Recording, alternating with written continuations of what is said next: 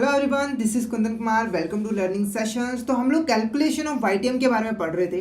पिछले लेक्चर में हम लोग ने बॉन्ड्स के बारे में डिटेल में पढ़ लिया था। हमने देखा था कि बॉन्ड्स क्या होती है, कितनी टाइप्स की होती है, उसकी वैल्यूएशन कैसे की जाती है, उसके ऊपर हमने डिटेल में डिस्कशन किया था। तो आज फर्दर इस लेक्चर में हम इसी टॉपिक को कंटिन्यू करेंगे और इससे रिलेटेड और इंपॉर्टेंट कॉन्सेप्ट को हम यहाँ पर डीपली जो है कवर करेंगे और उससे रिलेटेड इंपॉर्टेंट क्वेश्चंस भी देखेंगे। तो फटाफट से टॉपिक को स्टार्ट करते हैं। तो आज के जो हमारा यहाँ पर फर्स्ट क्वेश्चन है वो यहाँ पर देखो क्या है, dash represent the return an investor can expect to receive from holding the bond.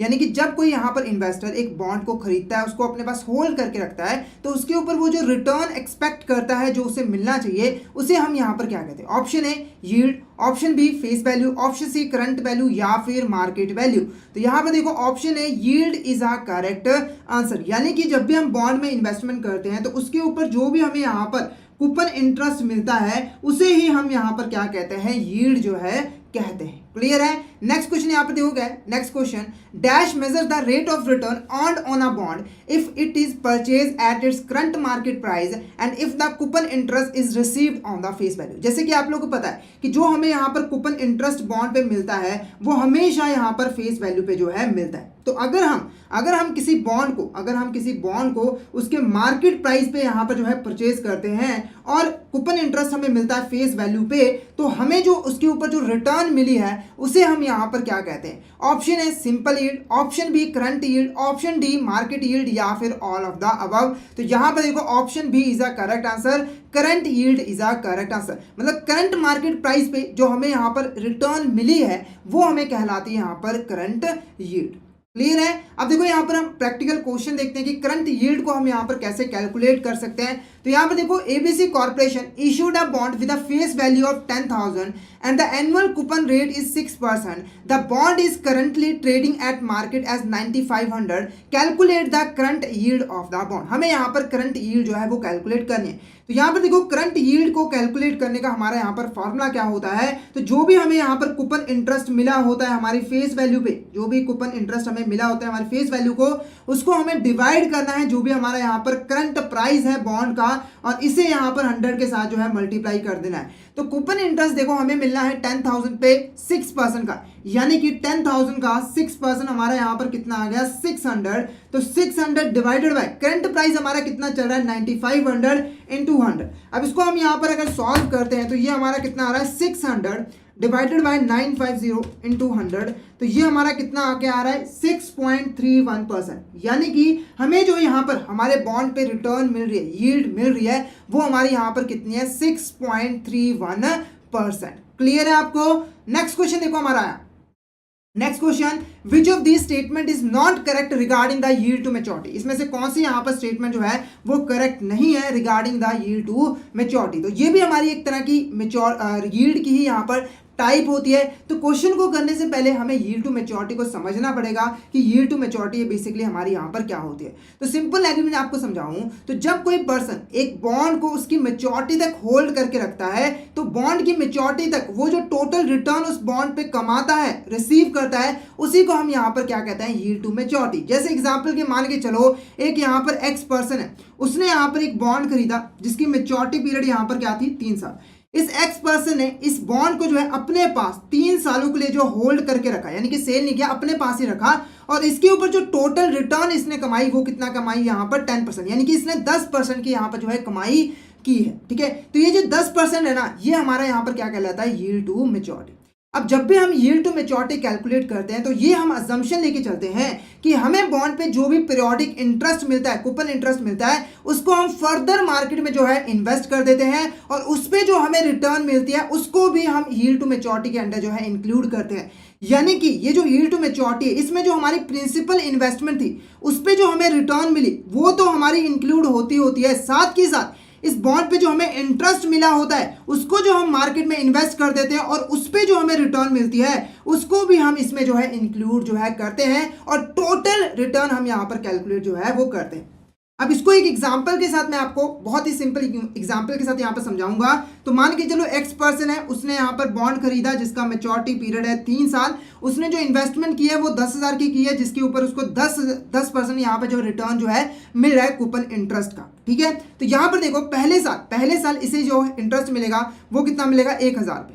ठीक है। ऐसे ही दूसरे साल इसे 1,000 रुपये मिलेगा और ऐसे ही तीसरे साल जो है इसे 1,000 रुपये जो है मिलेगा। तो जब हम यील्ड टू मैच्योरिटी कैलकुलेट करते हैं तो हम मान के चलते हैं कि ये जो हमें इंटरेस्ट मिलता है ना, इसको हम फर्दर मार्केट में जो है इन्वेस्ट कर देते हैं। तो यहाँ पर इसको हमने फर्दर मार्केट में इन्वेस्ट किया तो मान के चलो 10% की रिटर्न इस पे भी हमें मिल गई। तो इस पे हमें कितनी मिल जाएगी, 100 रुपीज़ मिल जाएगी। उसके बाद सेकंड ईयर हमें 1000 मिला तो इसके ऊपर भी हमने इसको भी इन्वेस्ट कर दिया, इसके ऊपर भी हमें 100 रुपीज़ मिल गए।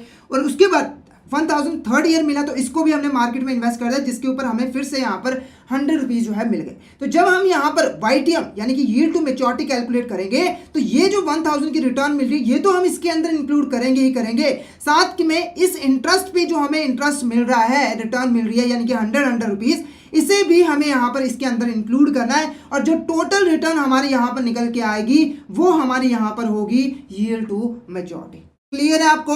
अब क्योंकि तो आप लोग को यील्ड टू मैच्योरिटी का मीनिंग क्लियर हो गया होगा तो आप आसानी से यहाँ पर जो है आंसर कर सकते हो कि इसमें से कौन सी स्टेटमेंट हमारी यहाँ पर करेक्ट नहीं है। तो पहले देखो क्या, it is the annual interest rate earn from the coupon payments. ठीक है, यानी कि जब हम बॉन्ड में इन्वेस्ट करते हैं तो हमें जो एनुअल इंटरेस्ट मिलता है उसी को हम यील्ड टू मैच्योरिटी कहते हैं। तो ये स्टेटमेंट हमारी गलत है क्योंकि उसे तो हम कूपन इंटरेस्ट रेट कहते हैं। ठीक है, नेक्स्ट क्या, it is a rate of return earned by the investor who purchases a bond and holds it till maturity. यानी कि एक ऐसा रेट ऑफ रिटर्न होता है जो कि हमारा इन्वेस्टर अर्न करता है अगर वो किसी बॉन्ड को परचेज करता है और उसे जो है उसकी मैच्योरिटी तक अपने पास होल्ड करके रखता है। तो ये स्टेटमेंट बिल्कुल करेक्ट है।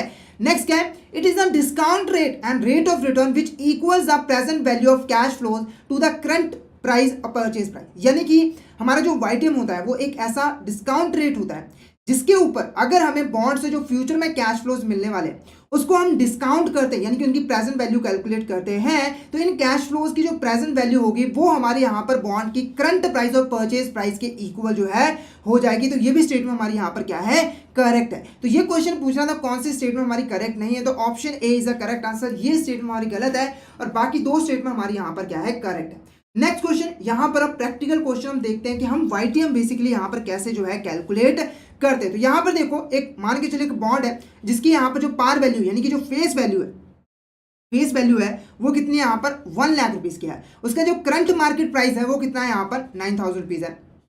कूपन रेट है हमारे यहाँ पर 10% एंड जो मेच्योरिटी पीरियड है वो उसकी यहाँ पर कितनी है, 10 साल। हमें यहाँ पर कैलकुलेट करना है यहाँ पर रेट ऑफ रिटर्न जो कि इन्वेस्टर यहाँ पर अर्न करेगा अगर वो जो है अपने बॉन्ड्स को उसकी मेच्योरिटी तक होल्ड करके रखता है। यानी कि हमें क्या कैलकुलेट करना है यहाँ पर, YTM जो है वो कैलकुलेट करना है। अब YTM को कैलकुलेट करने के लिए हमारा यहाँ पर फॉर्मूला देखो, इस फॉर्मूले की हेल्प से हम आसानी से YTM जो है कैलकुलेट कर सकते हैं।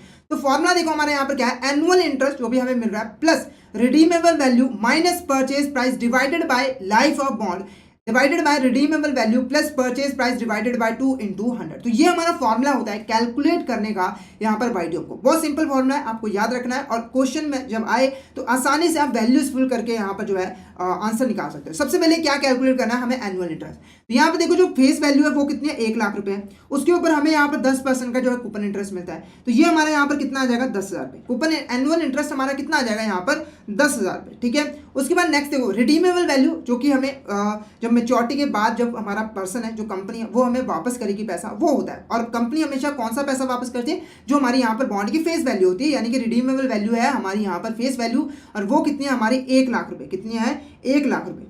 उसके बाद इसमें से हमें माइनस करना है, क्या चीज़ माइनस करनी है, हमारी जो यहाँ पर परचेज प्राइस है जो कि है हमारा यहाँ पर 90,000 रुपीज़। उसके बाद इसे हमें डिवाइड कर देना life of bond. Life of bond हमारी यहाँ पर कितनी है, 10 ईयर्स into 100। ठीक है, इन ओवरऑल इन सभी को डिवाइड कर देना हमें यहाँ पर रिडीमेबल वैल्यू हमारे यहाँ पर 1 लाख प्लस हमारी 90,000 डिवाइडेड बाय 2 के साथ। ठीक है, तो ये हमने वैल्यूज पुट कर लिया। अब फटाफट से इसको हम यहाँ पर सॉल्व कर लेते हैं। तो सबसे पहले इसको हम यहाँ पर सॉल्व कर लेते हैं। तो 1 लाख माइनस 90,000 ये हमारे यहाँ पर कितना बन गया, 10,000 रुपये। ठीक है, उसके बाद इसे हमें यहाँ पर 10 के साथ डिवाइड करना है। तो जब हम इसको 10 के साथ डिवाइड कर रहे हैं तो ये वैल्यू हमारी कितनी आ रही है, सिर्फ 1000 रुपीज़। कितनी आ रही है यहाँ पर, 1000 आ जाएगी। ठीक है, तो यहाँ पर मैं इसकी वैल्यू कैलकुलेट कर चुका हूँ, वो मैं यहाँ पर लिख देता हूँ 1000 रुपीज़। ठीक है, उसके बाद हम इसको सॉल्व कर लेते हैं। तो यहाँ पर देखो 1 लाख प्लस 90,000, ये हमारा कितना होगा 1,90,000 डिवाइड करना है 2 के साथ। जब हम इसको डिवाइड करें 1,90,000 को 2 के साथ, तो ये हमारा कितना आ रहा है 95,000। कितना आ रहा है 95,000। तो यहाँ पर इसकी वैल्यू भी हम लिख देते हैं 95,000। कितनी है 95,000। तो साथ के साथ नोट जरूर करते रहिए करिए, ताकि जब आप क्वेश्चन को सॉल्व करें तो आपको किसी भी तरह की कंफ्यूजन यहाँ पर ना हो सके। ठीक है, तो यहाँ पर देखो 10,000 प्लस 1,000, ये हमारा कितना आ जाएगा यहाँ पर 11,000। कितना आ जाएगा 11,000। 11,000 को हमें डिवाइड करना है 95,000 के साथ, इंटू हमें 100 जो है यहाँ पर कर देना है। ठीक है, तो यहाँ पर देखो 11,000 डिवाइडेड बाय 95,000 इंटू 100, तो ये हमारा कितना आंसर है यहाँ पर 11.57%। कितना है हमारा 11.57%। तो यहाँ पर option B is a correct answer. Option B is a correct answer. ये हमारा क्या निकल के आया है, वाईटीएम जो है निकल के आया है। क्लियर है, तो इस फॉर्मूले की हेल्प से आप आसानी से वाईटीएम को कैलकुलेट कर सकते हो। नेक्स्ट क्वेश्चन हमारा इसी के साथ रिलेटेड है। तो क्वेश्चन देखो क्या है, ABC corporation issued a bond with a face value of 10,000, A coupon rate is 7% per annum, जो कि एनुअली पे किया जा रहा है, और इसकी जो मेच्योरिटी पीरियड है वो हमारी यहाँ पर कितनी है 5 ईयर्स। हम बॉन्ड की जो है करंटली जो ट्रेड किया रहा है मार्केट प्राइस वो कितना 9500, हमें कैलकुलेट करना है यील्ड टू मेच्योरिटी। ठीक है, तो फॉर्मूला हमारे यहाँ पर सेम रहेगा, वैल्यूज हमें यहाँ पर बस फिलअप करनी है। तो एनुअल इंटरेस्ट हमें पहले कैलकुलेट करना है। तो यहाँ पर देखो जो हमारी बॉन्ड की वैल्यू है वो हमारी कितनी यहाँ पर 10,000 है, इसका हमें जो है 7% जो है वो कैलकुलेट करना है। तो 10,000 का इंटू 7% डिवाइडेड बाय 100, तो ये हमारा कितना है 700। ये हमारा कितना आ रहा है यहाँ पर 700।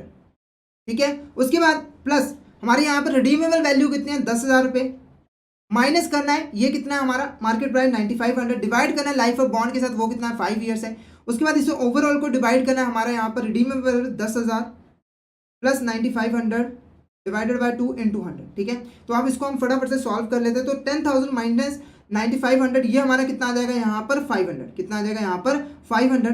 ठीक है, 500 को डिवाइड करना है 5 के साथ, जब हम इसको डिवाइड करेंगे तो आंसर कितना आ जाएगा 100 रुपये। कितना आ जाएगा यहाँ पर 100 रुपीज़। उसके बाद देखो 10,000 प्लस 9500 डिवाइडेड बाय 2, तो इसके जो आंसर आ रहा है वो कितना आ रहा है यहाँ पर 9750। ठीक है, इसका आंसर कितना 9750। तो यहाँ पर इसको जब हम प्लस करें तो इसकी टोटल वैल्यू कितनी आ रही है 800। कितनी आ रही है 800। तो 800 को हमें यहाँ पर डिवाइड करना है, 800 को डिवाइड करना है 9750 के साथ। ठीक है, तो ये हमारी कितनी आ रही है 0.082। ठीक है, अब इसको हमें 100 के साथ मल्टीप्लाई कर देना है, तो ये हमारा कितना आ रहा है यहाँ पर 8.20% इज अ करेक्ट आंसर। ये हमारा वाईटीएम जो निकल के आ गया है। तो option C is a correct answer. Option C is a correct answer. ठीक है, तो ये हमारे क्वेश्चन से रिलेटेड टू द हमारा यहाँ पर वाईटीएम के साथ कि आप वाईटीएम यहाँ पर कैसे कैलकुलेट जो है वो कर सकते हो। नेक्स्ट देखो यहाँ पर क्या है, dash are frameworks that explain the relationship between interest rate and bond prices, they provide insights at how changes in interest rate affect the value of bond in the market। ठीक है, simply देखो कुछ ऐसी चीजें जो कि एक framework हमें प्रोवाइड करते हैं जिससे हमें ये पता लग पाता है कि एक पर्टिकुलर बॉन्ड के प्राइस यानी उसकी वैल्यू और उस पर जो इंटरेस्ट है हमें कूपन इंटरेस्ट रेट मिल रहा है उसके बीच में क्या रिलेशनशिप है। और अगर हमारा यहाँ पर बॉन्ड का इंटरेस्ट रेट में किसी भी तरह का चेंज आता है तो वो जो चेंज है वो हमारे बॉन्ड की वैल्यू यानी कि प्राइस को किस तरीके से अफेक्ट करेगा, यानी कि हमारी बॉन्ड की वैल्यू इंक्रीज होगी या डिक्रीज होगी, उसके बारे में हमें यहाँ पर जो है पता लगता है। तो ऑप्शन ए देखो क्या है, थ्योरीज ऑफ बॉन्ड वैल्यू या फिर थ्योरीज ऑफ यील्ड वैल्यू या फिर थ्योरीज ऑफ रिटर्न वैल्यू या फिर ऑल ऑफ द अबव। तो यहाँ पर देखो option A is a correct answer, theories of bond value is a correct answer. तो ये हमें बताता है कि इंटरेस्ट रेट और बॉन्ड के प्राइस में क्या रिलेशनशिप है। अगर इंटरेस्ट रेट कम है तो बॉन्ड का प्राइस कितना होगा, अगर इंटरेस्ट रेट ज्यादा है तो हमारा बॉन्ड का प्राइस यहाँ पर कितना होगा, उसके बारे में हमें यहाँ पर जो है पता लगेगा। अब जितनी भी हमारी थ्योरीज है ठीक है उनको हम क्वेश्चन के मीडियम से यहाँ पे जो है समझेंगे। तो नेक्स्ट क्वेश्चन हमारे यहाँ पे देखो क्या है, when the required rate of return is equal to the coupon rate the value of bond is, यानी कि जो हमें रिक्वायर्ड रेट ऑफ रिटर्न चाहिए हमारी इन्वेस्टमेंट पे और जो कूपन रेट उस पर हमें यहाँ पर मिल रहा है अगर वो एक दूसरे के इक्वल होंगे तो हमारी बॉन्ड की वैल्यू क्या होगी। तो ऑप्शन ए देखो क्या है, equal to its par value, वो हमारे फेस वैल्यू के इक्वल होगी, या फिर less than its par value यानी कि फेस वैल्यू से उसकी वैल्यू कम होगी, या फिर greater than its par value, face value से ज्यादा वैल्यू होगी। तो यहाँ पर देखो option A is a correct answer, option A is a correct answer. तो जब भी किसी बॉन्ड के ऊपर जो रिक्वायर्ड रेट ऑफ रिटर्न है और जो कूपन रेट है वो अगर सेम होंगे तो उसकी जो वैल्यू होगी फेस वैल्यू के इक्वल होगी। जैसे एग्जांपल के मान के चलो हमने इन्वेस्टमेंट किया ठीक है, तो उसके ऊपर जो रिक्वायर्ड रेट ऑफ रिटर्न हमें चाहिए वो 10% का है और कूपन इंटरेस्ट भी हमें 10% का मिल रहा है, तो यहाँ पर हमारी जो बॉन्ड की वैल्यू होगी वो हमारी यहाँ पर फेस वैल्यू के इक्वल होगी। तो ये हमारी यहाँ पर फर्स्ट थ्योरम है, ये हमारी फर्स्ट थ्योरम है जिसकी हेल्प से हम ये पता लगाते हैं कि हमारे यहाँ पर बॉन्ड प्राइस और इंटरेस्ट रेट के बीच में क्या रिलेशनशिप है। ठीक है, तो option is the correct answer. अब इसको हम यहाँ पर एक क्वेश्चन की हेल्प से यहाँ पर समझते हैं। तो क्वेश्चन देखो क्या है, XYZ limited purchase 3-year bond with a face value of 1000, coupon interest is 10% and required rate of return is 10%। हमें यहाँ पर प्रेजेंट वैल्यू कैलकुलेट करनी है, यानी कि बॉन्ड की वैल्यू जो है वो कैलकुलेट करनी है। तो फॉर्मूला यहाँ पर हमें पता है, ऑलरेडी हमने पिछले लेक्चर में इसको डिटेल में समझा हुआ है, तो आई होप आपको यहाँ पर आता होगा। ठीक है, तो यहाँ पर देखो सबसे पहले हमें क्या चीज़ कैलकुलेट करनी है, एनुअल इंटरेस्ट। तो यहाँ पर फेस वैल्यू कितनी है 1000 का 10% हमें यहाँ पर कैलकुलेट करना है, तो ये हमारा यहाँ पर कितना जाएगा 100 इंटू, उसके बाद हमें यहाँ पर present value interest factor of annuity at the rate of हमारा जब YTM यहाँ पर कितना होगा 10% रिक्वायर्ड रेट ऑफ रिटर्न, और एन हमारा यहाँ पर कितना है, यहाँ पर 3 है, और यहाँ पर भी YTM हमारा 10% है और ये हमारा कितना है यहाँ पर 3 है। ठीक है, तो यहाँ पर हमें इन दोनों की वैल्यू जो है वो कैलकुलेट करनी है। मेच्योरिटी पे हमें कितनी मिलनी है 1000। ठीक है, और यहाँ पर हमें प्रेजेंट वैल्यू इंटरेस्ट फैक्टर जो है कैलकुलेट करनी है। सबसे पहले हम प्रेजेंट वैल्यू इंटरेस्ट फैक्टर को जो है यहाँ पर कैलकुलेट करेंगे। तो इसका हमारा फॉर्मूला क्या होता है, यहाँ पर हमारा फॉर्मूला क्या होता है 1 डिवाइडेड बाय 1 प्लस r की पावर n। ठीक है, तो ये हमारा कितना है 1 प्लस 0.10 की पावर 3। ठीक है, तो ये हम यहाँ पर कैलकुलेट कर लेते हैं। यहाँ पर देखो इसको कैलकुलेट करने का मैंने फॉर्मूला आपको ऑलरेडी यहाँ पर बताया हो, तो 1 डिवाइडेड बाय 1.1, ठीक है, इज इक्वल टू का साइन, ये हमारा पहले साल का आ गया, दूसरे साल का और तीसरे साल का। तीसरे साल का हमने कैलकुलेट कर लिया 07513। उसके बाद देखो अब हमें क्या कैलकुलेट करना है, present value interest factor of annuity. अब इसके लिए हमें क्या करना पड़ेगा, यहाँ पर सिर्फ ग्रैंड टोटल का बटन प्रेस करना है, तो ये हमारा कितना आ जाएगा 2.4868। ठीक है, अब हमें क्या करना है, सिंपल मल्टीप्लिकेशन करनी है। तो 100 इंटू हमारा 2.4868। ठीक है, तो ये हमारा कितना आ जाएगा यहाँ पर 2.4868। ठीक है, उसके बाद नेक्स्ट देखो हमारे यहाँ पर नेक्स्ट क्या है, 1000 को हमें मल्टीप्लिकेशन करनी है, 1000 इंटू हमारा 0.7513।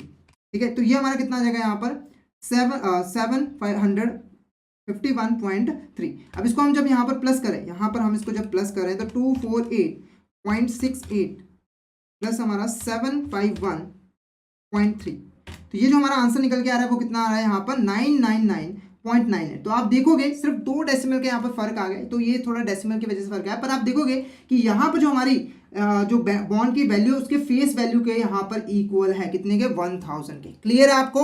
तो ये हमारी जो थ्योरम है वो स्टेट करती है कि कूपन इंटरेस्ट रेट अगर इक्वल है रिक्वायर्ड रेट ऑफ रिटर्न के, तो हमारी बॉन्ड की जो वैल्यू होगी उसके फेस वैल्यू के इक्वल होगी। ठीक है, नेक्स्ट क्वेश्चन हमारे यहाँ पर रिलेटेड है सेकंड थ्योरम के साथ। ये थ्योरम क्या करिए, when the required rate of return, ठीक है, यहाँ पर जो हमारा रिक्वायर्ड रेट ऑफ रिटर्न है वो यहाँ पर ग्रेटर देन है कूपन रेट का, तो वैल्यू ऑफ बॉन्ड यहाँ पर क्या है, यानी कि मान के चलो अगर हमें जो रिक्वायर्ड एक्सपेक्टेड रिटर्न है वो हमारे यहाँ पर 10% है और हमें जो यहाँ पर कूपन इंटरेस्ट मिल रहा है वो यहाँ पर 8% मिल रहा है, तो इस केस में हमारी वैल्यू की जो बॉन्ड की वैल्यू है वो यहाँ पर क्या होगी। तो ऑप्शन ए देखो क्या है, equal to its par value, option B less than its par value, या फिर greater than its par value. तो option B is a correct answer, option B is a correct answer, less than its par value. क्योंकि देखो हमें जो return चाहिए वो 10% की चाहिए पर हमें मिल रहा है 8%। इसका मतलब क्या हुआ कि हमारे जो बॉन्ड में हमने इन्वेस्टमेंट किया उससे हमें कम रिटर्न जो है जनरेट हो रही है, जिसके लिए वो जो है उसकी वैल्यू यहाँ पर कम होगी उसकी फेस वैल्यू से। ठीक है, अब इसको यहाँ पर एक क्वेश्चन की हेल्प से भी यहाँ पर सॉल्व करते हैं। तो क्वेश्चन देखो यहाँ पर, क्वेश्चन देखो क्या है,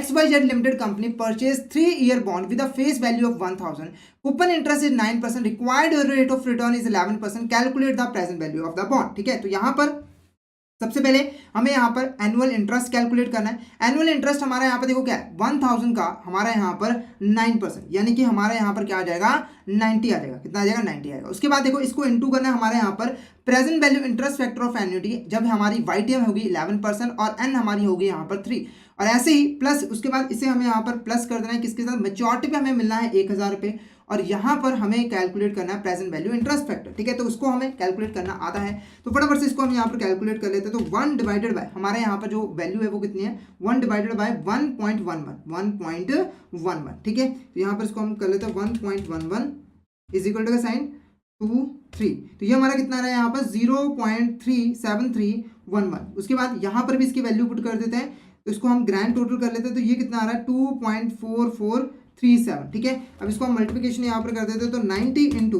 2.4437, तो ये हमारा कितना आ रहा है यहाँ पे 219.93, प्लस यहाँ पर 1000 को भी मल्टीप्लाई कर देते हैं, 1000 इंटू 0.7311, तो ये हमारी कितनी आ रही है यहाँ पर 731.1। इसको जब हम आपस में प्लस कर रहे हैं तो 219.93, तो ये हमारा कितना निकल के आ रहा है यहाँ पर 9551, ठीक है 51। तो यहाँ पर आप देखोगे कि फेस वैल्यू कितनी है, यहाँ पर 1000 है, पर इसकी जो एक्चुअल में वैल्यू है, जो फेयर वैल्यू है, वो हमारे यहाँ पर कितना है 951। तो आप देखोगे कि इसकी जो वैल्यू है वो हमारी क्या होगी, यहाँ पर कम होगी। क्लियर है आपको? क्लियर है। नेक्स्ट क्वेश्चन यहाँ पे देखो, next question, when the required rate of return is less than the coupon rate, अगर हमारा जो required rate of return है वो यहाँ पर कूपन इंटरेस्ट से कम है, तो वहां पर हमारी बॉन्ड की वैल्यू क्या होगी? तो आंसर में यहाँ पर सीधे आपको बताते हो greater than its par value, ठीक है। यहाँ पर मान के चलो जो हमें यहाँ पर रिक्वायर्ड रेट ऑफ रिटर्न है वो 10% का है, पर हमें कूपन इंटरेस्ट मिल रहा है 12%। इसका मतलब क्या हुआ कि हमें रिटर्न ज्यादा मिल रही है, तो हमारे बॉन्ड की जो वैल्यू होगी वो यहाँ पर ज्यादा होगी उसकी फेस वैल्यू से, उसकी यहाँ पर फेस वैल्यू से। क्लियर है आपको? तो यहाँ पर इसको भी एक क्वेश्चन के हेल्प से यहाँ पर देख लेते हैं। तो XYZ लिमिटेड कंपनी ने यहाँ पर एक बॉन्ड परचेज किया है, जो कि यहाँ इसकी मेच्योरिटी पीरियड 3 इयर्स है, फेस वैल्यू कितने 1000 है, कूपन इंटरेस्ट 12% मिल रहा है, रिक्वायर्ड रेट ऑफ रिटर्न 9% का है। हमें यहाँ पर कैलकुलेट करना है प्रेजेंट वैल्यू ऑफ बॉन्ड। तो एनुअल इंटरेस्ट पहले कैलकुलेट कर लेते हैं। तो यहाँ पर 1000 पे 12% यानी कि 120 प्लस इंटू हमारा यहाँ पर present value interest factor of annuity, जब हमारा YTM कितना हमारा यहाँ पर 9% है और एन की वैल्यू कितनी है यहाँ पर 3, ठीक है। ऐसे ही प्लस मेच्योरिटी पे हमें मिलना है 1000 रुपये, ठीक है। उसके बाद यहाँ पर present value of interest factor जब हमारा YTM होगा यहाँ पर 9% और यहाँ पर मेच्योरिटी पीरियड है 3 ईयर, ठीक है। तो यहाँ पर हम इसको कैलकुलेट कर लेते हैं। तो ये हमारा फॉर्मूला क्या बनेगा 1.09 की पावर n, ठीक है, जितनी भी है, ठीक है। क्लियर है। तो यहाँ पर हम इसको डिवाइड कर लेते हैं 1 डिवाइडेड बाय, ठीक है, 1 डिवाइडेड बाय 1.09। यहाँ पर फर्स्ट आ गया, सेकंड आ गया, थर्ड आ गया, तो ये कितना आ गया 0.772, ठीक है, 1 भी लिख लेते हैं। उसके बाद इसका ग्रैंड टोटल कर देना, तो ये हमारा कितना आ रहा है 2.5312, ठीक है। अब इसको मल्टीप्लाई कर देना आपस में 120 इंटू हमारा 2.5312, 2.5312, तो ये कितना आ रहा है 303.74 प्लस यहाँ पर हमारा 1000 था, यहाँ पर 1000 इंटू हमारा 0.7721, तो ये कितना आ रहा है हमारा 772.1। इसको हम जब प्लस करें 30.74 प्लस यहाँ पर हमारा 30.74 प्लस 772.1, तो ये हमारा कितना आ रहा है यहाँ पर 1075.84। तो आप देखोगे यहाँ पर जो हमारे बॉन्ड की वैल्यू है वो कितनी आ रही है यहाँ पर 1007 रुपीज, यानी कि ये हमारी फेस वैल्यू से वैल्यू जो है वो यहाँ पर ज्यादा है। तो ये कुछ इंपॉर्टेंट थ्योरम्स है हमारे, ठीक है। तो इसके वैसे कई क्वेश्चन यहाँ पर बनते हैं, तो वहां पर आपका यूज, आप जो है इसको यूज जो है वो कर सकते हो, आसानी से आंसर जो है कर सकते हो। नेक्स्ट क्वेश्चन हमारा वो भी हमारा थ्योरम के साथ ही रिलेटेड है। तो यहाँ पर ये क्वेश्चन क्या कह रहा है, what happen to the discount on a bonds as a maturity approaches when the required rate of return is higher than the coupon rate, ठीक है। जैसे कि हम लोग को पता है कि अगर हमारा जो यहाँ पर रिक्वायर्ड रेट ऑफ रिटर्न है वो ज़्यादा है, ठीक है, और कूपन इंटरेस्ट कम है, तो हमारा जो बॉन्ड की वैल्यू होगी वो यहाँ पर उसकी फेस वैल्यू से यहाँ पर हमेशा कम होगी, फेस वैल्यू से कम होगी। यानी कि हमारा जो बॉन्ड है वो क्या है यहाँ पर डिस्काउंट प्राइस पे, किसके ऊपर है, डिस्काउंट प्राइस पे। तो ये क्वेश्चन कह रहा है कि जैसे जैसे जो बॉन्ड है वो अपने मेच्योरिटी की तरफ बढ़ता रहता है, तो उसका जो डिस्काउंट है उसके साथ क्या यहाँ पर होता है। जैसे एग्जाम्पल के मान के चलो एक बॉन्ड है, एक यहाँ पर बॉन्ड है जिसकी मेच्योरिटी पीरियड यहाँ पर जो है 5 ईयर्स है। अभी यहाँ पर इसके ऊपर जो डिस्काउंट प्राइस है वो कितना है यहाँ पर 5 रुपीज है। तो ये जो थ्योरी में पूछ रही है कि अगर यहाँ पर ये बॉन्ड अपनी मेच्योरिटी की तरफ बढ़ रहा है, यानी कि 1 साल कंप्लीट हुआ, 2 साल कंप्लीट होगा, 3 साल कंप्लीट हुआ, तो ये जो डिस्काउंट है ना इसके साथ यहाँ पर क्या होता है। पहला ऑप्शन कह रहा है कि ये जो है ये हमारा डिस्काउंट इंक्रीज हो जाता है, या फिर डिक्लाइन होना शुरू हो जाता है, या फिर प्रीमियम इंक्रीज हो जाता है, या फिर प्रीमियम डिक्लाइन होना शुरू हो जाता है। तो option B is the correct answer. Discount जो है वो हमारा यहाँ पर कम होना शुरू हो जाता है, यानी कि अगर पहले साल डिस्काउंट 5 रुपए था, दूसरे साल 4 होगा, तीसरे साल यहाँ पर 3 होगा और चौथे साल जाके 2 हो जाएगा, लास्ट में बिल्कुल ही यहाँ पर कम हो जाएगा। इसको अगर यहाँ पर एक क्वेश्चन के हेल्प से यहाँ पर मैं आपको समझाऊं, तो यहाँ पर देखो एक बॉन्ड था जिसको यहाँ पर XYZ लिमिटेड कंपनी ने खरीदा था, 3 साल की मेच्योरिटी पीरियड थी, फेस वैल्यू कितनी थी यहाँ पर 1000 रुपीज, कूपन इंटरेस्ट था 10% और रिक्वायर्ड रेट ऑफ रिटर्न कितना था 12% का। अब हमें प्रेजेंट वैल्यू कैलकुलेट करनी है और यहाँ पर 1 साल के बाद प्रेजेंट वैल्यू कितनी है वो भी यहाँ पर कैलकुलेट करनी है। तो पहले जब हमने फॉर्मूला अप्लाई किया तो यहाँ पर जो हमारी वैल्यू निकल के आई वो 951 निकल के आई, ठीक है, 951 निकल के आई, ठीक है। इसका मतलब क्या हुआ, ये हमारे डिस्काउंट पे हुई है। अब अगर मैं डिस्काउंट कैलकुलेट करूँ तो कितने रुपीज का हो रहा है, 49 रुपीज का डिस्काउंट हो रहा है। उसके बाद नेक्स्ट क्या है, दूसरे साल अगर 1 साल बीत गया उसके बाद मैंने यहाँ पर प्रेजेंट वैल्यू जब कैलकुलेट की तो यहाँ पर हमारी जो वैल्यू निकल के आई वो कितनी है 966। अब आप कंपैरिजन करो तो जो डिस्काउंट की वैल्यू थी वो यहाँ पर कम हो गई, क्योंकि अब जो डिस्काउंट हमारा रह गया था वो सिर्फ और सिर्फ 1000 माइनस 966 36, तो ये रह गया था हमारा यहाँ पर सिर्फ और सिर्फ 34 रुपीज़ का। तो अगले साल जैसे जैसे मेच्योरिटी की तरफ बढ़ रहा है बॉन्ड, उसका जो डिस्काउंट प्राइस है वो यहाँ पर कम होना शुरू हो जाता है। क्लियर है। नेक्स्ट क्वेश्चन यहाँ पर देखो क्या है, what happens to the premium on a bond as a maturity approaches when the required rate of return is less than the coupon rate. जैसे कि हमें पता है कि अगर हमारा रिक्वायर्ड रेट ऑफ रिटर्न जो है वो यहाँ पर कम है कूपन रेट से, तो हमारा जो बॉन्ड होता है वो क्या होता है, हायर वैल्यू पे होता है, यानी कि प्रीमियम पे होता है। क्या होता है, प्रीमियम पे होता है। तो ये पूछ रहा है कि जब हमारा बॉन्ड प्रीमियम की तरफ बढ़ता है तो उसके साथ यहाँ पर क्या होता है, प्रीमियम बढ़ता जाता है या कि कम होता रहता है। तो यहाँ पर देखो आंसर होगा हमारा ऑप्शन डी, प्रीमियम जो है वो डिक्लाइन करना शुरू हो जाएगा। जैसे डिस्काउंट डिक्लाइन करना शुरू हो जाता है, ऐसे प्रीमियम भी डिक्लाइन करना शुरू जो है हो जाता है। तो यहाँ पर देखो XYZ लिमिटेड कंपनी ने 3 साल का बॉन्ड परचेज किया था, फेस वैल्यू 1000 है, कूपन इंटरेस्ट 10% का है, रिक्वायर्ड रेट ऑफ रिटर्न 8% का है, हमें प्रेजेंट वैल्यू कैलकुलेट करनी है और 1 साल के बाद का भी कैलकुलेट करनी है। तो फर्स्ट ईयर स्टार्टिंग में जब हमने प्रेजेंट वैल्यू कैलकुलेट की तो वहां पे वैल्यू आई हमारी 10501, ठीक है 1051, और जब 1 साल के बाद हमने कैलकुलेट की तो वहां पे हमारा क्या होगा 1035। तो आप देखोगे प्रीमियम का अमाउंट यहाँ पर जो हमारा डिक्लाइन हुआ था। तो ये कुछ इंपॉर्टेंट थ्योरम्स है जो कि बॉन्ड की वैल्यूएशन के, जब हम बॉन्ड की वैल्यूएशन करते हैं तब हम यूज़ कर सकते हैं और उससे हम जान सकते हैं कि किसी बॉन्ड के प्राइस में यहाँ पर क्या क्या चेंजेस जो है वो आ सकते हैं। हम बॉन्ड की वैल्यू जो अच्छे से कैलकुलेट जो है वो कर सकते हैं। आई होप आपको यहाँ तक क्लियर हो गया होगा। नेक्स्ट क्वेश्चन हमारे यहाँ पे देखो क्या है, dash is the length of time it takes for an investor to receive their money back from a bond investment. तो इस क्वेश्चन को करने से पहले हमें एक इंपॉर्टेंट कॉन्सेप्ट के बारे में यहाँ पर जानना है जिसका नाम है हमारा यहाँ पर ड्यूरेशन ऑफ बॉन्ड। तो इसके बारे में हमें जानना है कि ये बेसिकली हमारे यहाँ पर होता क्या है, ठीक है। तो इसको एक एग्जाम्पल के साथ समझेंगे। तो यहाँ पर मान के चलो एक राम पर्सन है जिसने यहाँ पर एक बॉन्ड में इन्वेस्टमेंट की है जिसकी जो प्राइस है वो कितना है 10,000 रुपीज़, ठीक है। इसके ऊपर उसको जो है 10% की यहाँ पर रिटर्न मिल रही है। जो इन्वेस्टमेंट है वो 3 सालों के लिए यहाँ पर की गई है। अब राम ने यहाँ पे जो है एक्सपेक्ट किया है कि उसे यहाँ पे जो है फर्स्ट ईयर 1,000 रुपये जो है इसके ऊपर इंटरेस्ट मिलेगा, सेकंड ईयर 1,000 रुपये मिलेगा और थर्ड ईयर जो है 1,000 प्लस इसकी जो प्रिंसिपल अमाउंट है वो इसे यहाँ पर मिल जाएगी। यानी कि इस इन्वेस्टमेंट जो इसको जो टोटल वैल्यू रिसीव होनी है जो ये एक्सपेक्ट कर रहा है वो यहाँ पर कितनी है, यहाँ पर 13,000, जिसमें से 10,000 रुपये इसकी प्रिंसिपल अमाउंट है जो इसने इन्वेस्ट की है और 3,000 रुपीज़ यहाँ पर जो है जो इंटरेस्ट उसको यहाँ पर जो है मिलेगा जो इसने यहाँ पर कमाए, ठीक है। तो यहाँ पे देखो जो ड्यूरेशन ऑफ बॉन्ड है वो यहाँ पर वो टाइम पीरियड है जिसके अंदर ये जो वैल्यू है जो हमने यहाँ पर किसी बॉन्ड में इन्वेस्टमेंट करके एक्सपेक्ट की होती है वो हमें यहाँ पे जो है रिसीव हो जाए, उसी टाइम पीरियड को हम ड्यूरेशन ऑफ बॉन्ड कहते हैं। जैसे एग्जांपल के मान के चलो ये जो राम है इसको यहाँ पर 13,000 रुपीज़ जो है यहाँ पर 13,000 रुपीज़ जो है यहाँ पर 2.75 ईयर्स में यहाँ पर जो है मिल जाते हैं। तो ये जो 2.73 ईयर्स है ना, ये हमारा यहाँ पर क्या कहला रहा है, ड्यूरेशन ऑफ बॉन्ड। अब आप सोचोगे कि यहाँ पर ड्यूरेशन ऑफ बॉन्ड और मैच्योरिटी के बीच में यहाँ पे जो है फर्क क्या होता है। तो यहाँ पर देखो जो हमारी यहाँ पर मैच्योरिटी होती है वो टाइम पीरियड होता है जिसके लिए बॉन्ड को इशू किया जाता है, और ड्यूरेशन ऑफ बॉन्ड वो टाइम पीरियड होता है जिसके अंदर जो भी वैल्यू हमने एक्सपेक्ट की होती है वो हमें यहाँ पर जो है रिसीव हो जाती है। और ड्यूरेशन ऑफ बॉन्ड और मैच्योरिटी जो टाइम पीरियड होता है वो कभी भी एक दूसरे के इक्वल नहीं होता। ड्यूरेशन ऑफ बॉन्ड हमेशा यहाँ पे जो है कम होगा उसके मैच्योरिटी पीरियड से। अब ऐसा क्यों होता है, क्योंकि देखो जब हम ड्यूरेशन ऑफ बॉन्ड कैलकुलेट करते हैं तो ये हम अजम्पशन लेके चलते हैं कि जो भी हमें यहाँ पर interest payment, periodic interest payment receive होगी उसे हम फर्दर मार्केट में जो है इन्वेस्ट कर देंगे, जिससे क्या होता है कि हमें यहाँ पर रिटर्न जो है वो ज़्यादा मिलते हैं। यानी कि जो इंटरेस्ट रेट मिल रहा है वो तो मिल ही रहा है, इसको हमने जो मार्केट में इन्वेस्ट कर दिया तो उसके ऊपर भी हमें यहाँ पर इंटरेस्ट मिलता है, जिससे हमें जो है मेच्योरिटी से पहले ही हमारी जो एक्सपेक्टेड वैल्यू है वो हमें रिसीव हो जाती है।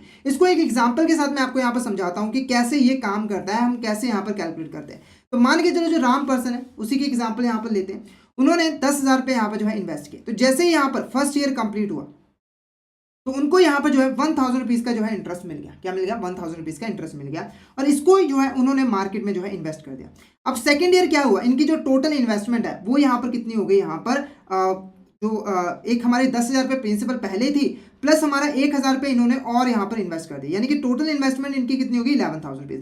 अब मान के चलो जो इंटरेस्ट रेट चल रहा है वो 10% का चल रहा है, तो यहाँ पर इसके ऊपर जो 10% हम इंटरेस्ट कैलकुलेट करेंगे वो क्या है, हमारा यहाँ पर कितना आ जाएगा 1100, जिसमें से 1,000 रुपये तो हमारी प्रिंसिपल जो हमने इन्वेस्टमेंट की थी 10,000 रुपये की उसके ऊपर है, प्लस यहाँ पर 100 रुपये जो इंटरेस्ट है वो किसके ऊपर है, जो हमने 1,000 जो है फर्दर हमने इन्वेस्ट जो है वो कर दिया था।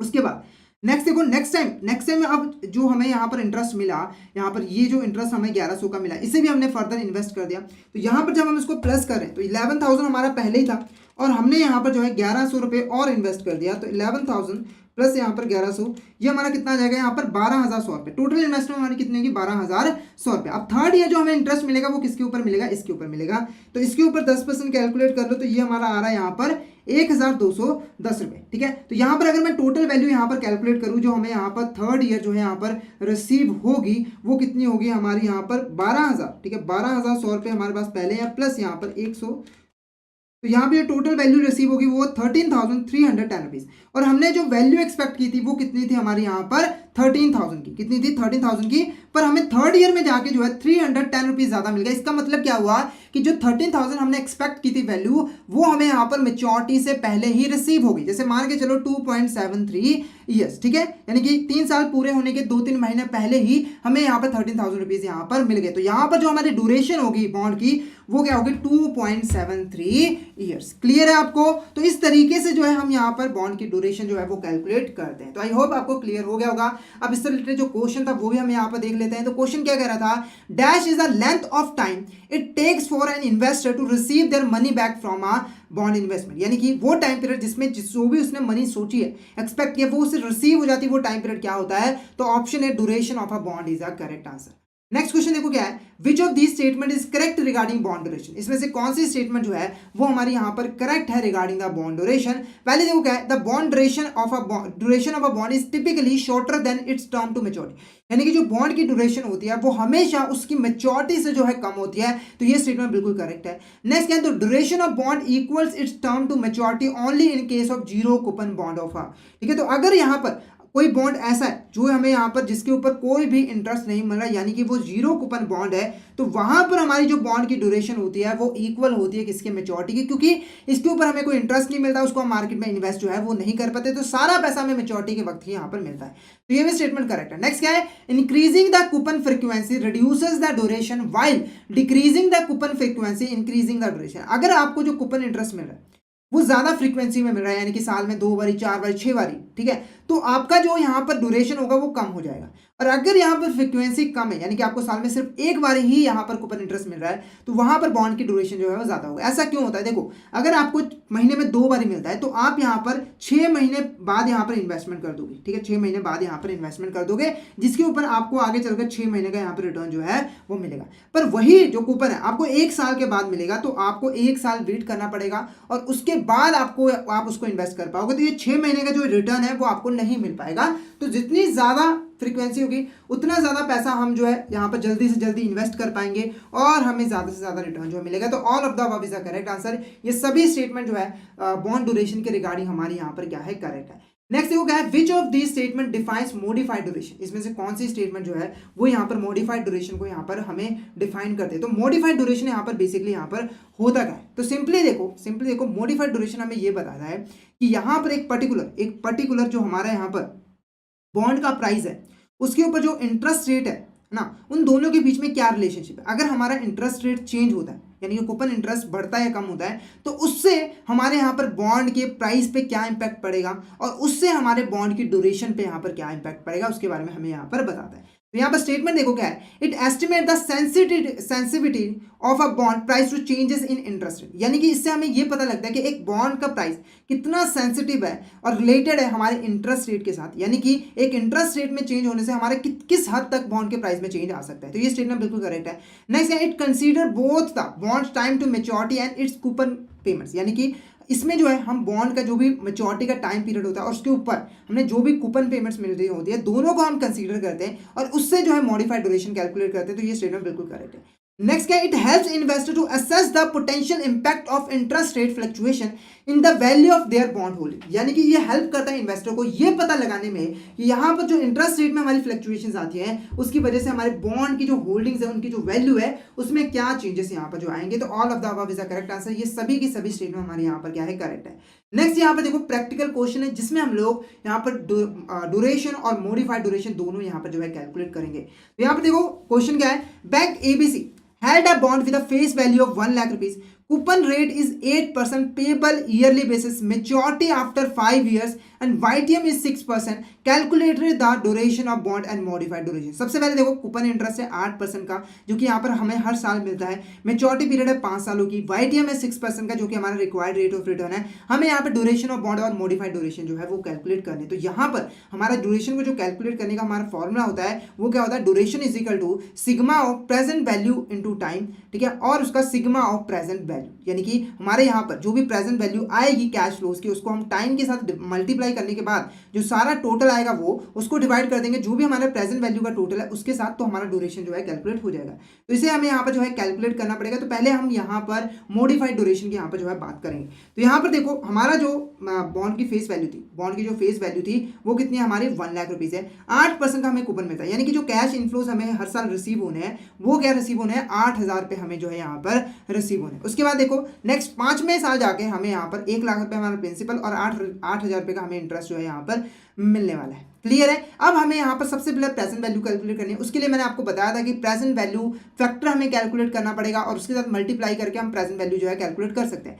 तो प्रेजेंट वैल्यू फैक्टर हमारा कैसे कैलकुलेट होता है, यहाँ पर 1 प्लस आर की पावर एन, ठीक है। तो यहाँ पर देखो यहाँ पर हमारा 1 डिवाइडेड बाय 1 प्लस आर की पावर एन, यानी कि अगर मैं यहाँ पर पहले साल का वैल्यू पुट करूँ, यहाँ पर पहले साल की वैल्यू पुट करूँ तो 1 प्लस आर हमारा यहाँ पर कितना था, आर हमारा यहाँ पर था 6%, YTM कितना है 6%, तो यहाँ पर देखो 0.06% की पावर n कितनी हमारी यहाँ पर 1 है, तो ये हमारा कितना 1 डिवाइडेड बाय 1 प्लस 0.6, ठीक है। अब देखो हमें सिंगल सिंगल कैलकुलेट नहीं करना, हमारे पास कैलकुलेटर है, ठीक है, तो हम आसानी से इसको यहाँ पर कैलकुलेट कर सकते हैं। तो बस करना क्या है हमें 1 डिवाइडेड बाय, ठीक है, 1.06 इज इक्वल टू का साइन, ये हमारा पहले साल का आ गया, ये हमारा क्या आ गया यहाँ पर पहले साल का आया, ये हमारा कितना आया यहाँ पर 0.9433, ठीक है। उसके बाद सेकंड ईयर का कैलकुलेट करने के लिए फिर से इज इक्वल टू का साइन, तो ये हमारे यहाँ पर कितना आ रहा है 0.8899।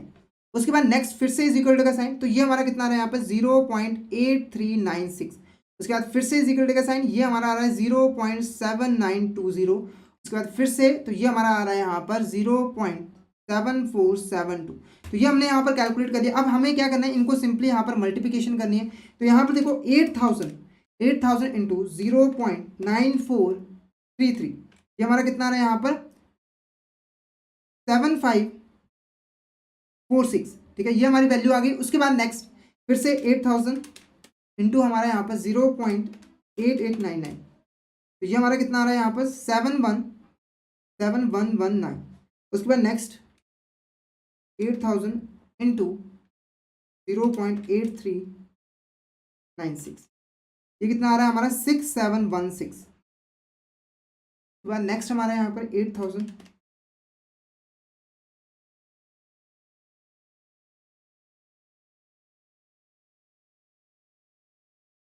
6336, लास्ट में 1,08,000 इंटू 0.7472, ये हमारा कितना आ रहा है यहाँ पर 80,697, ये हमारा क्या है निकल के आ गया, ठीक है। अब हमें यहाँ पर क्या करना है, सबसे पहले इसका टोटल निकालना है, इसका हमें यहाँ पर टोटल निकालना है जो हमारी यहाँ पर प्रेजेंट वैल्यू जो है निकल के आई है। तो वो कितनी आ रही है यहाँ पर 7546 प्लस 7119 प्लस हमारा 6716, उसके बाद 6336 प्लस हमारा यहाँ पर 80697, ये हमारा कितना आ रहा है यहाँ पर 108414, ठीक है। ये हमारा क्या होगा sigma of present value. Next हमें क्या कैलकुलेट करना है, प्रेजेंट वैल्यू इनटू टाइम, ठीक है। तो प्रेजेंट वैल्यू इनटू टाइम मतलब कि जो भी प्रेजेंट वैल्यू हमें रिसीव हो रही है वो कितने टाइम के बाद हमें रिसीव हो रही है।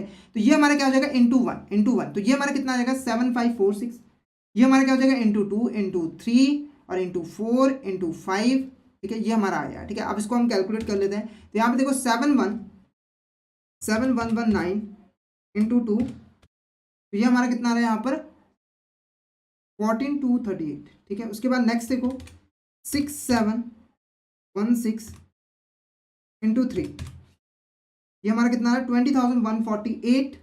उसके बाद नेक्स्ट हमारा यहाँ पर 6336, थोड़ी कैलकुलेशन यहाँ पर लंबी है, 4, ये हमारा आ रहा है 25,344। उसके बाद नेक्स्ट हमारा 80,697 इंटू 5, ये हमारा कितना रहा यहाँ पर 4,34,80, ठीक है, ये हमारा आ गया। अब इसको भी हम यहाँ पर टोटल कर लेते हैं। टोटल हमारा देखो 7,546, 14,238, 20, 148, 25,344, 40,3485। तो ये जो टोटल आ रहा है वो कितना आ रहा है यहाँ पर 4,70,761, ठीक है, ये हमारा यहाँ पर जो है टोटल निकल कर आ गया, ठीक है। अब हमें यहाँ पर क्या करनी है, इसकी जो वैल्यूज है वो हमें यहाँ पर पुट जो है वो कर देनी, ठीक है, यहाँ पर इसकी वैल्यू जो है वो हमें यहाँ पर पुट कर देनी। तो यहाँ पर देखो जो हमारा इसकी वैल्यू थी, जो हमारा यहाँ पर प्रेजेंट वैल्यू ऑफ हमारा टाइम आ रहा है वो कितना आ रहा है यहाँ पर 4,70,761, ठीक है, उसे हमें डिवाइड करना है किसके साथ 1,0,1,0,8,441, ठीक है, इसको हमें इसके साथ यहाँ पर डिवाइड कर देना है।